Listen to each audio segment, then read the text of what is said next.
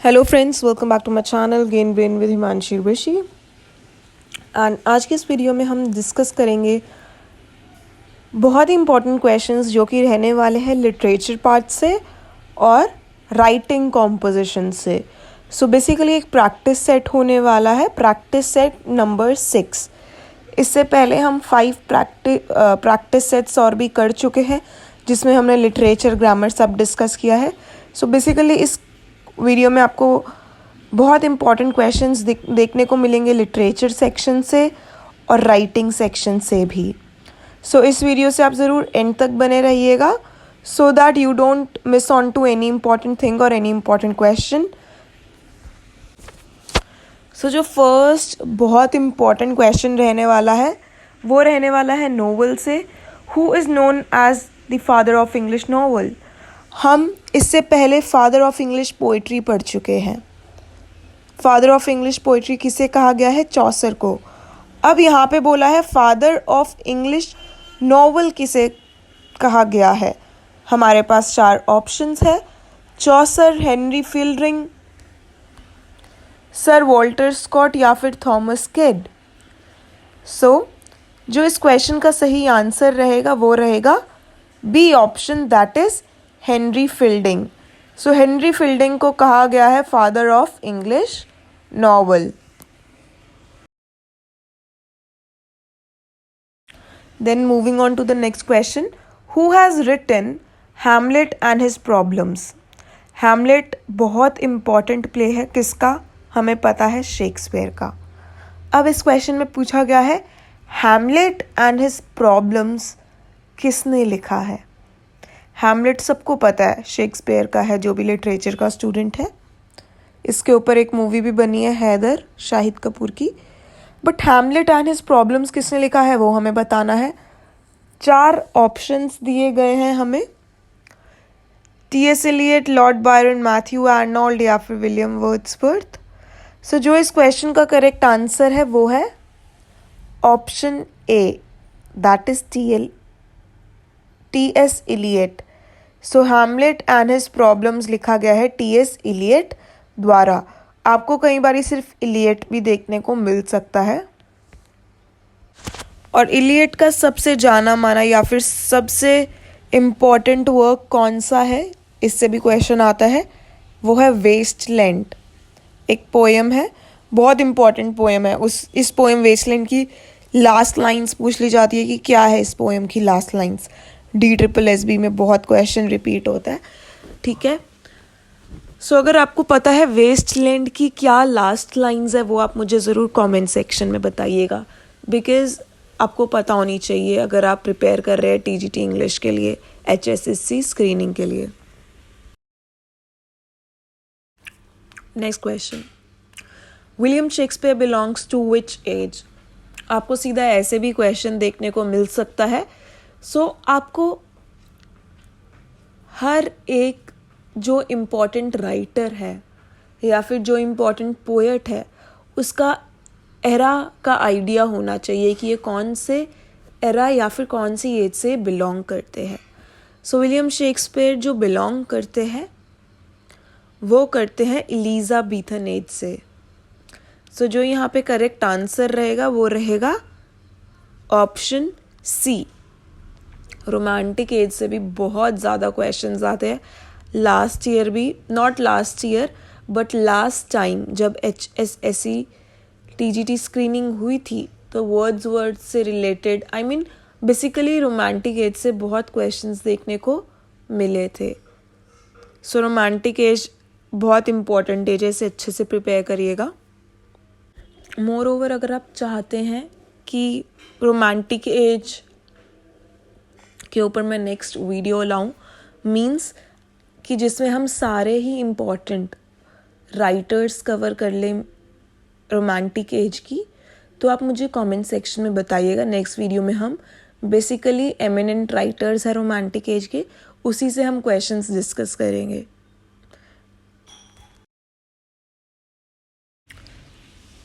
Next question, in a word, he is the universal poet. This is the opinion of Long about Long ने ये किसके बारे में lines बोली है? In a word he is the universal poet. हमें 4 options दिए हैं, शेक्सपियर, मिल्टन, शेली, वर्ड्सवर्थ। अब यहाँ पे बच्चे बहुत कंफ्यूज हो सकते हैं। क्यों? क्योंकि यहाँ पे बोल दिया यूनिवर्सल पोएट। सो जो बच्चों को लगेगा कन्फ्यूजन, जो सबसे पहला उनका आंसर जाएगा वो जाएगा वर्ड्सवर्थ के पास। क्यों? क्योंकि वर्ड्सवर्थ एक बहुत अच्छे पोएट थे। तो क्योंकि उन्होंने पोएट लिख दिया तो सबको लगेगा पोएट ही होगा, बट ऐसा नहीं है। हमें 4 ऑप्शंस दिए हैं, शेक्सपियर, मिल्टन, शेली, वर्ड्सवर्थ। तो हमें कंफ्यूज नहीं होना, शेली भी नहीं होगा इसका आंसर, वर्ड्सवर्थ भी नहीं होगा, मिल्टन भी नहीं होगा। सो जो इसका आंसर होगा वो रहेगा option A, that is Shakespeare. अब शेक्सपियर एक पोएट तो थे नहीं, वो एक बहुत बड़े ड्रामेटिस्ट थे। वो बहुत अच्छे अच्छे प्लेज लिखते थे जिसको हम आज तक पढ़ते हैं।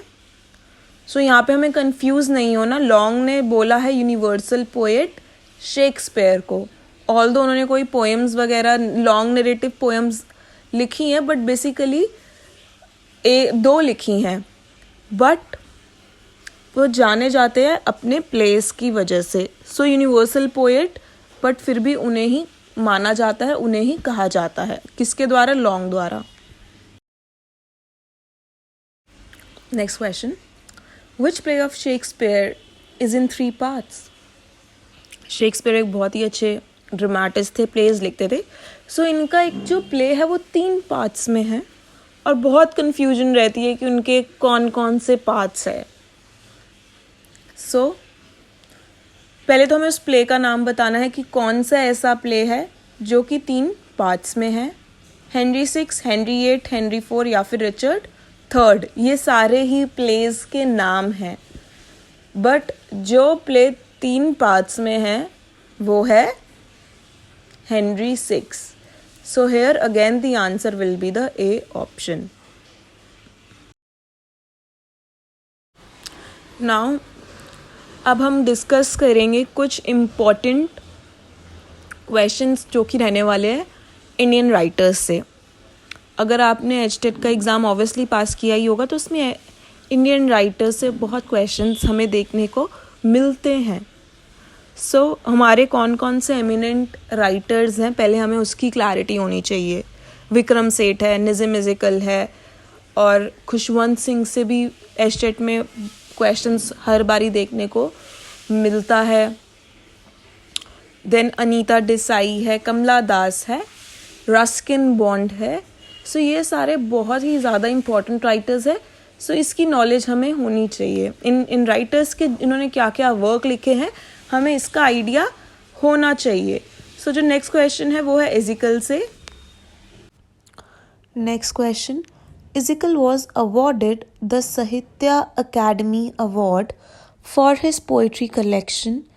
Ezekiel को साहित्य अकादमी अवार्ड मिला हुआ है, तो हमें बताना है कि ये उन्हें किस पोएम के लिए मिला है, किस पोएट्री कलेक्शन के लिए। एक पोएम के लिए नहीं मिला, but a collection of poems के लिए मिला है। तो हमें उस कलेक्शन ऑफ पोएम्स का नाम बताना है। Time to change, the exact name, latter day psalms या फिर hymns in darkness. So the correct answer is the C part, that is latter day psalms. ठीक है। और इन्हें साहित्य अकादमी अवार्ड कब मिला था? वो इन्हें मिला था 1983 में। सो हमें ये चीज़ बहुत याद रखनी है कि साहित्य अकादमी अवार्ड कौन सी पोइट्री कलेक्शन के लिए मिला, और ये भी याद रखना है कि कौन से ईयर में मिला। Next very very important question, ये क्वेश्चन 2020-21 में एचटेट में पूछा गया था, पीजीटी एग्जाम में सेम यही क्वेश्चन था।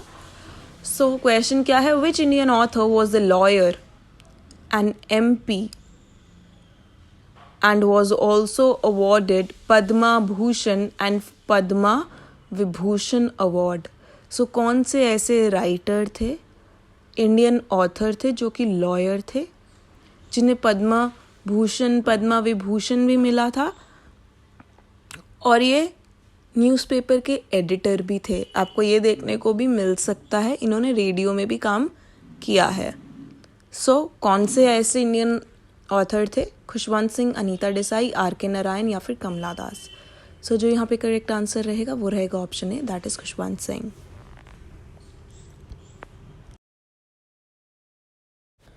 Next question, in which year did Ruskin Bond get Sahitya Akademi award?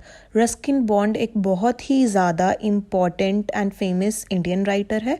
सो हमें बताना है उन्हें कब साहित्य अकादमी अवार्ड मिला था। So let's see the options, 1992, 1994, 1995 and 1998. So the correct answer is the A part, that is 1992. 1992 में रस्किन बॉन्ड को साहित्य अकादमी में अवार्ड मिला था, और कौन से वर्क के लिए मिला था वो भी हम देख लेते हैं। वो है our trees will never grow in Dehradun.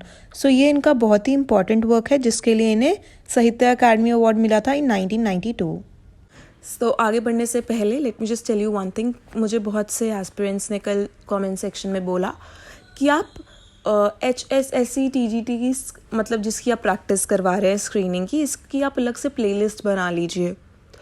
So yes, मैंने प्लेलिस्ट बना ली है। सो आपको एक ही जगह पे अब सारी ही जितनी भी वीडियोस है आपको एक जगह मिल जाएगी। मैंने सबसे पहली जो शुरुआत है मैंने करी थी पोइट्री सेक्शन से। सो अगर आप इसकी तैयारी कर रहे हैं, हमारे को साफ दिया है पोइट्री। सो पोइट्री क्या है और पोइट्री के कितने टाइप्स हैं वो आपको पता होने चाहिए। सो उसमें हमने पोइट्री के बहुत सारे टाइप्स, फिर हमने नॉवल के बहुत सारे टाइप्स, नॉवल क्या है, कितने उसके टाइप्स है, 20-21 हमने टाइप्स डिस्कस करे हैं।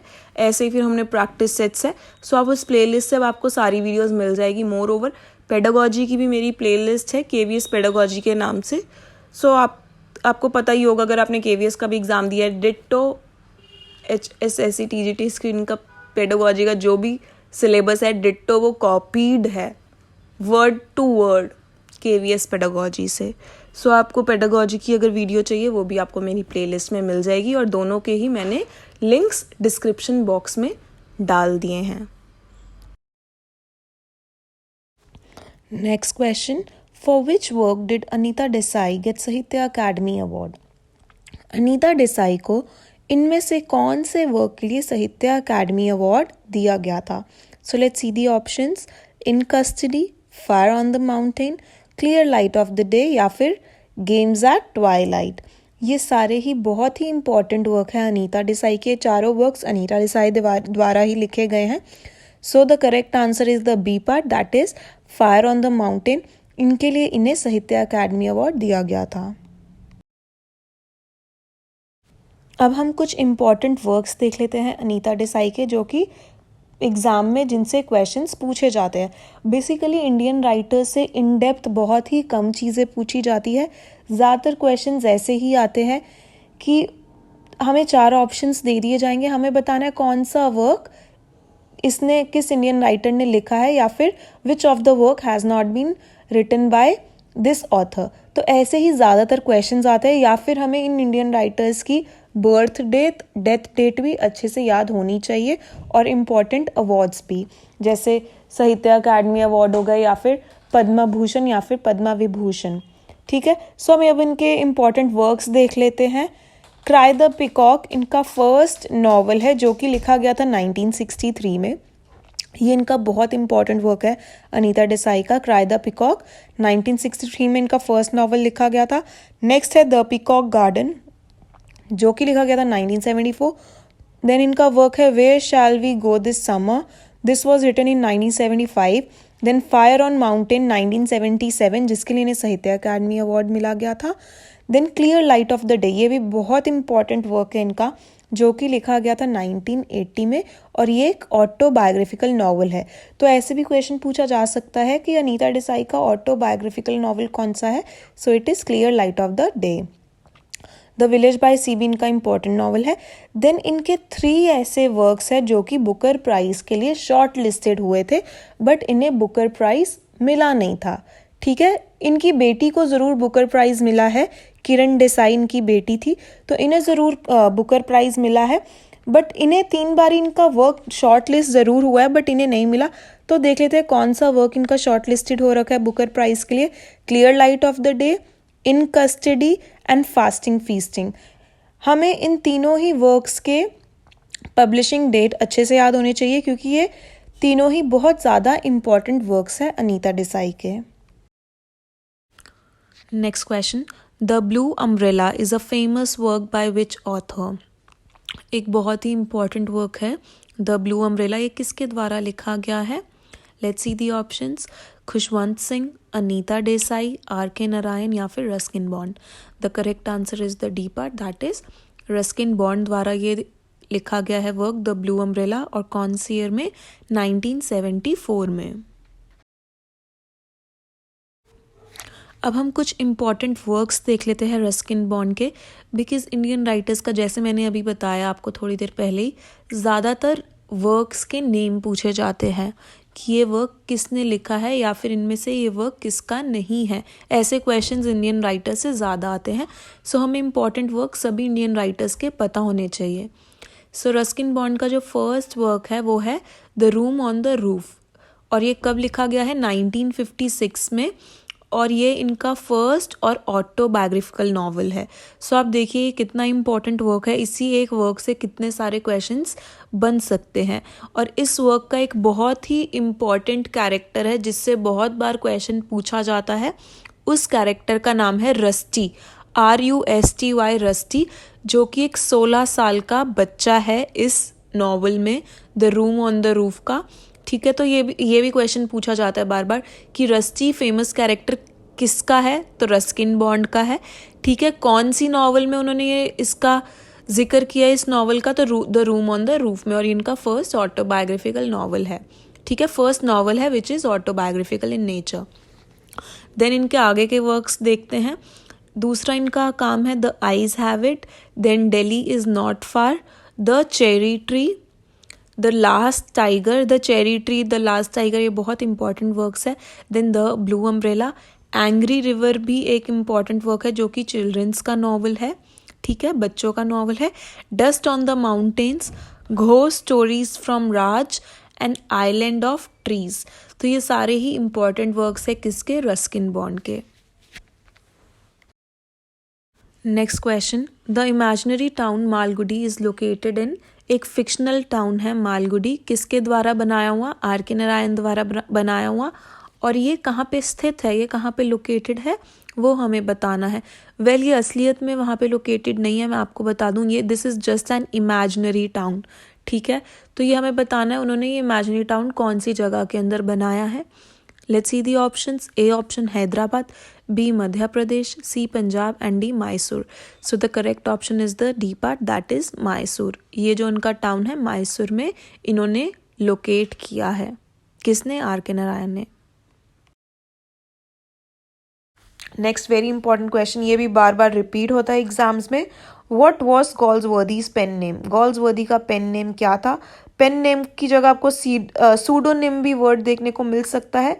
पेन नेम एक ऐसा नेम है जो कि राइटर्स अपने असली नाम को ना पब्लिश करते हुए ये अपना ऐसा नकली नाम अपना लेते हैं। जब वो कोई भी बुक या कोई भी नॉवल या कोई भी ऐसे वो लिखते हैं, अपना असली नाम ना लिखते हुए वो ये अपना पेन नेम या फिर इमेजिनेटिव नेम लिखते हैं। इसको हम सूडोनिम भी बोलते हैं। सो सारी उम्र नहीं बट कुछ टाइम के लिए गॉल्सवर्दी ने अपना पेन नेम यूज़ किया था जब वो अपने नॉवेल्स पब्लिश करते थे, अपना वर्क पब्लिश करते थे। अपना रियल नेम वो नहीं लिखते थे। सो इनका पेन नेम क्या था वो हमें बताना है। यहाँ पे आपको 4 ऑप्शंस देखने को मिल रहे हैं। सो जो यहाँ पे करेक्ट ऑप्शन होगा वो होगा option A, that is Saint John. So Saint John के नाम से शुरुआत में ये अपने वर्क्स को पब्लिश करते थे। सो here the answer is option A. ये क्वेश्चन भी बहुत इंपॉर्टेंट है। हुज पेन नेम इज इलिया? अभी हमने पेन नेम की बात करी गॉल्सवर्दी की। इलिया किसका पेन नेम था? Lord Byron, Charles lamb, Charles Dickens या फिर हेनरी फील्डिंग? सो जो इस क्वेश्चन का करेक्ट आंसर रहेगा वो रहेगा चार्ल्स लैम्ब। सो बेसिकली इन्होंने एसेज लिखे थे जो कि under the pen name of Elia. Essays of Elia इन्होंने लिखे थे। तो इन्होंने जो पेन नेम अपनाया था वो इलिया था, ऑल्दो एसेज इन्हीं के द्वारा लिखे गए थे। सो जो इसका क्वेश्चन का करेक्ट आंसर है वो है ऑप्शन बी। अच्छा, पेन नेम होता क्या है? पेन नेम मतलब एनी इमेजिनरी नेम। राइटर अपने जो भी पब्लिश्ड वर्क में अपना असली नाम ना यूज़ करते हुए they use their pen names. Next question, in his which work did Wordsworth talk about Cambridge University? Wordsworth ने अपने कौन से ऐसे काम में कैम्ब्रिज यूनिवर्सिटी का जिक्र किया है? Tintern Abbey, the prelude, the daffodils, lyrical ballads. So जिस क्वेश्चन का करेक्ट आंसर रहेगा वो रहेगा option B, that is the prelude. The prelude बहुत सारी बुक्स में पब्लिश्ड हैं। सो बुक 3 में उन्होंने कैम्ब्रिज यूनिवर्सिटी का जिक्र किया है। द प्रिल्यूड इनका बहुत बहुत one of the most important works है, तो इसे ज़रूर अच्छे से पढ़िएगा। सब पता होना चाहिए आपको कौन से ईयर में पब्लिश हुई, कितनी नंबर ऑफ बुक्स हैं। इस बुक की फर्स्ट लाइन भी पूछ ली जाती है। प्रिल्यूड की फर्स्ट लाइन क्या है? मोस्ट इम्पॉर्टेंट क्वेश्चन की वर्ड्सवर्थ की ऑटोबायोग्राफिकल पोएम किसे कहा जाता है? ये भी द प्रिल्यूड को ही कहा जाता है। अच्छा, ये कितने नंबर ऑफ बुक्स में पब्लिश हुई है वो आप मुझे कमेंट सेक्शन में बताइएगा। इससे आपको इम्पॉर्टेंट क्वेश्चन बन सकता है, सो आपको पता होना चाहिए। सो अगर मैं बता दूंगी शायद आपको याद रहे ना याद रहे, बट अगर आप खुद ढूंढ के कमेंट सेक्शन में बताएंगे तो आपको हमेशा याद रहेगा कि इन्होंने द प्रिल्यूड कितनी बुक्स में डिवाइडेड है।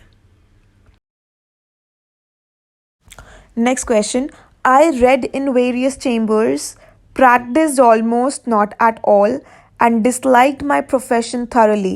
This statement is given by. So ये statement किसने कहा है अपने प्रोफेशन के बारे में, वो हमें बताना है। अगेन ये 2 से 3 बार क्वेश्चन देखा गया है एग्जाम में। सो ये जो स्टेटमेंट दी गई है ये जॉन गॉल्सवर्दी द्वारा दी गई है। So here the correct answer will be the C option. ये एक लॉयर थे ऑथर बनने से पहले, तो इनको वो प्रोफेशन अपना लॉयर का बिल्कुल भी पसंद नहीं था, तब इन्होंने ये बात बोली थी। So here the correct answer to this question will be the option C. ये क्वेश्चन भी बहुत देखा जाता है प्रीवियस ईयर्स में। Peter Bell the third is written by. Peter Bell the third किसके द्वारा लिखी गई है? Wordsworth, Keats, Byron, PB Shelley. Peter Bell the third लिखी गई है पीबी शेली द्वारा। अब ये इंपॉर्टेंट क्वेश्चन क्यों बन जाता है? इससे ही मिलते जुलती नाम की पोयम एक वर्ड्सवर्थ ने भी लिखी है जिसका नाम है पीटर बेल। सो हमेशा आपको ऑप्शन में वर्ड्सवर्थ भी ज़रूर दिखेंगे। सो आप याद रखना, पीटर बेल लिखी है वर्ड्सवर्थ ने, whereas Peter Bell the third लिखी है पीबी शेली ने। ये क्वेश्चन भी बहुत एग्जाम में देखने को मिलता है। The egotistical sublime is a phrase coined by Keats to describe whose poetry? So egotistical sublime जो फ्रेज है ये कीट्स द्वारा कॉइन किया गया है, मतलब फर्स्ट टाइम यूज़ किया गया है, इन्हीं के द्वारा ये बनाया गया है फ्रेज। और इन्होंने ये फ्रेज किसके लिए यूज़ किया है हमें ये बताना है।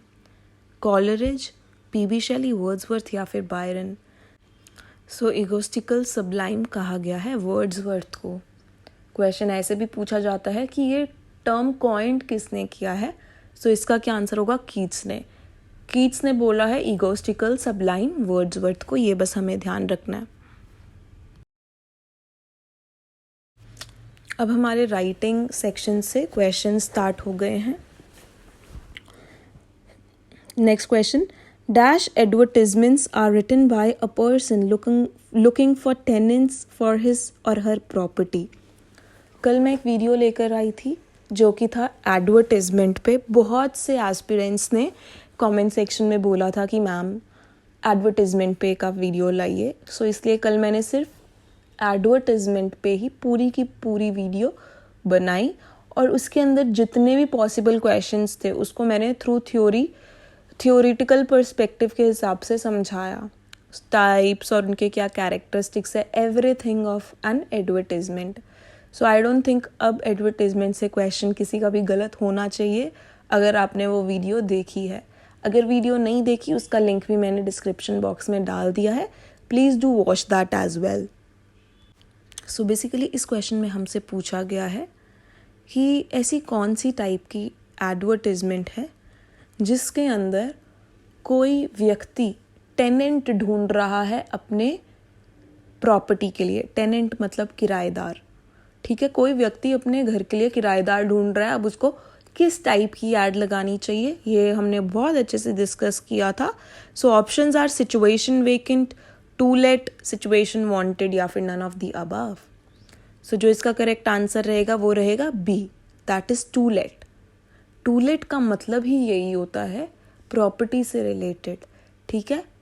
सो अगर आप घर ढूंढ रहे हैं या फिर अगर आपको किराए पे घर चढ़ाना है, इस ऐड के लिए हम जो बीच की हेडिंग डालते हैं वो डालते हैं टू लेट, या फिर आपको देखने को मिलेगा टू लेट सर्विसेज भी कहीं जगह।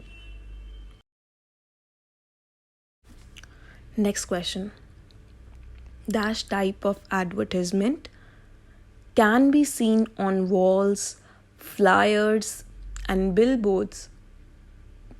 सो कौन से टाइप की एडवर्टाइजमेंट हमें बिलबोर्ड्स पे देखने को मिलती है, दीवारों पे देखने को मिलती है या फिर फ्लायर्स पे। ये क्वेश्चन भी कल हमने बहुत अच्छे से डिस्कस किया था। मैंने ये भी बताया था कि फ्लायर्स होते क्या हैं। फ्लायर्स होते हैं स्मॉल पैम्फलेट्स की तरह।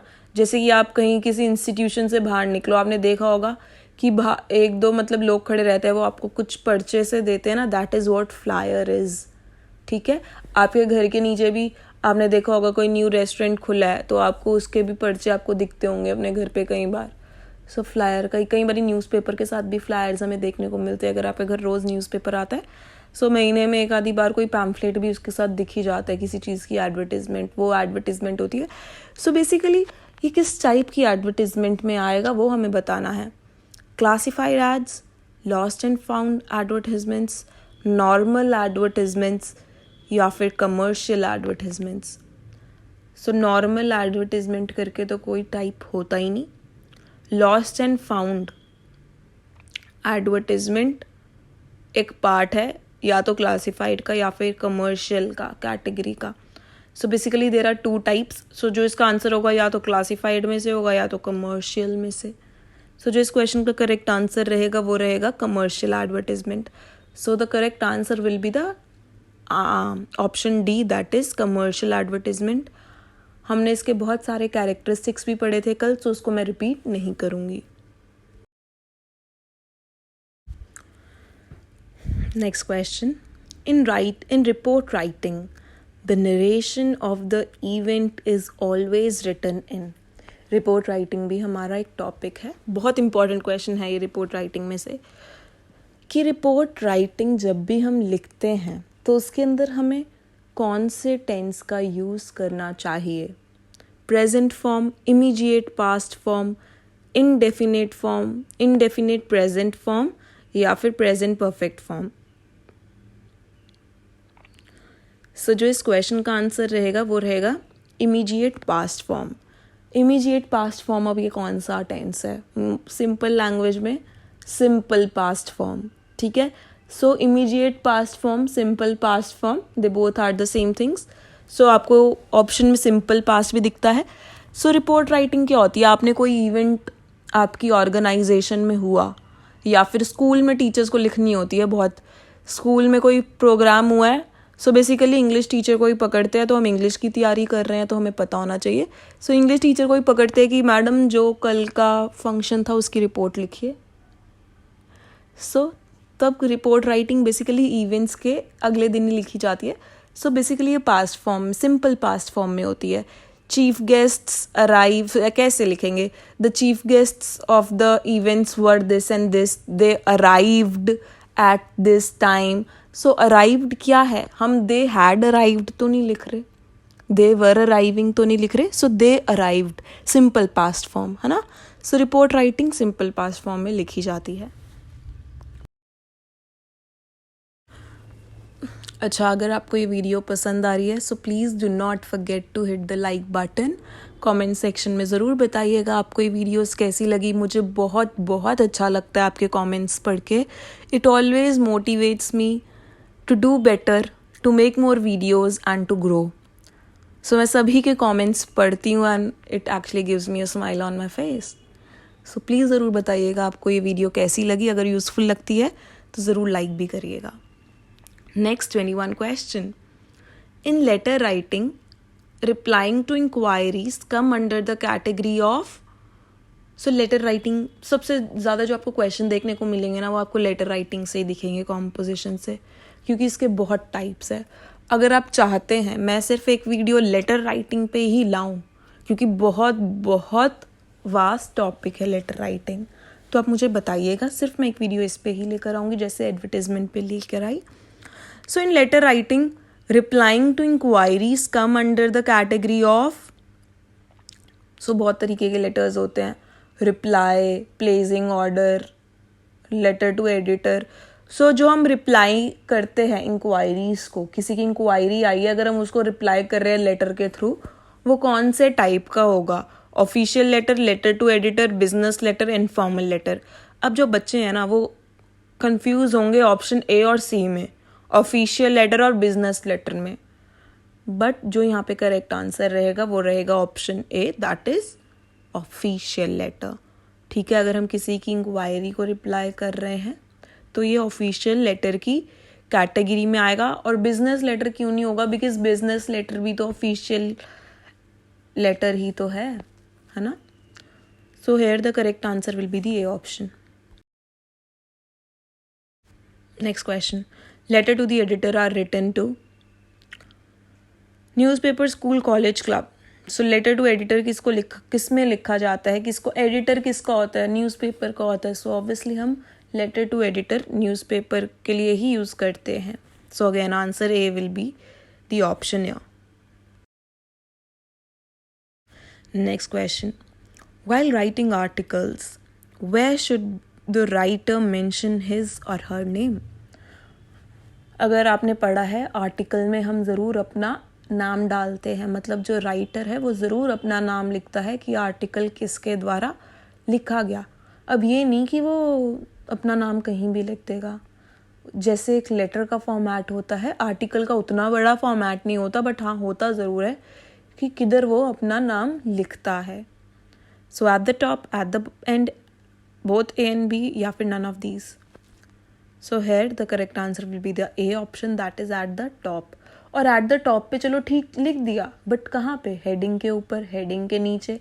अगर उसकी भी एक जगह फिक्स है, left hand side, right hand side, तो अच्छा आप मुझे ये बताइएगा कि आर्टिकल राइटिंग में लिखता तो वो एट द टॉप है, हेडिंग के नीचे लिखता है, ये भी मैंने बता दिया, बट कौन सी साइड लिखता है, लेफ्ट या फिर राइट, वो आप मुझे कमेंट सेक्शन में बताइएगा. Next question.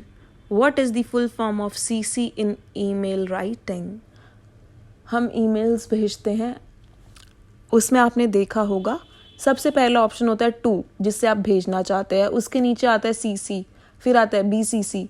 ठीक है, CC की फुल फॉर्म क्या है? Carbon copy, copy carbon, copy capacity, या फिर none of the above. So जो इसका करेक्ट आंसर है वो है option A, that is carbon copy.